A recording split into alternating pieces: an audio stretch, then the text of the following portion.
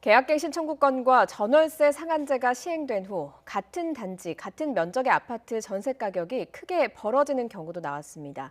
신규 계약의 경우 4년을 내다보고 미리 임대료를 올리는 임대인이 많기 때문입니다. 김현우 기자입니다.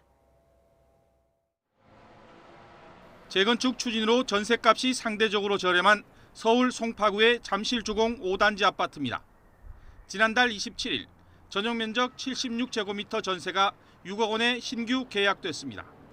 앞선 12일에는 절반이나 싼 3억 원에 재계약됐습니다. 강남구와 서초구 등 고가 전세뿐 아니라 서울의 중저가 아파트 단지 곳곳에서 신규와 계약갱신 간 전세값 차이가 2배까지 벌어지고 있습니다.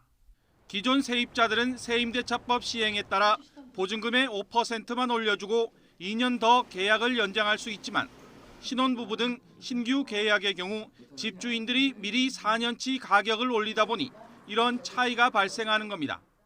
물량도 부족하고 부르는 게 값인 상황이죠.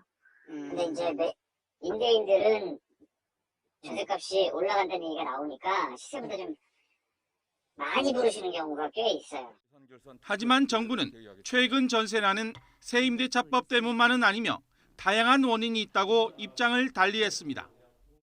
최근에 전세의 어려움에 대해서는 여러 가지 요인이 있지만 계약갱신 청구권 때문이다, 임대차 3법 때문이다 이렇게 말씀드리기는 좀 어렵습니다.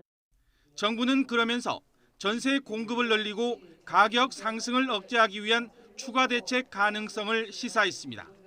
정부로서는 아까 말씀하신 대로 기존에 발표한 대책들을 착실하게 하면서도 추가적으로 전세 문제를 해결할 수 있는 여러 가지 아이디어 대책을 지금 부처 간의 협의를 진행하고 있고요.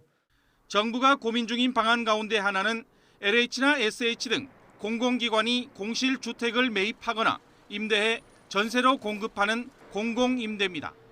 기존 3기 신도시나 8사 공급 대책 등은 중장기 방안이라 즉각적인 효과가 떨어진다는 지적 때문으로 풀이됩니다.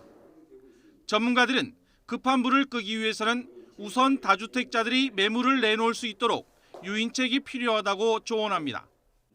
다주택자가 갖고 있는 사람들을 이제 임대주택을 더 많이 내놓게 한다라든가 아니면 이제 월세로 가 있는 것들을 전세로 좀 돌리면은 정부에서 혜택을 주겠다 해서 그럼 공급이 좀 늘어나기 때문에 가격 상승 압박을 줄일 수 있습니다. 전세 나는 자칫 겨우 잠잠해진 매매 시장을 또다시 자극할 수 있는 만큼 정부의 추가 대책 발표에 부동산 시장의 관심이 높아지고 있습니다. YTN 김현우입니다.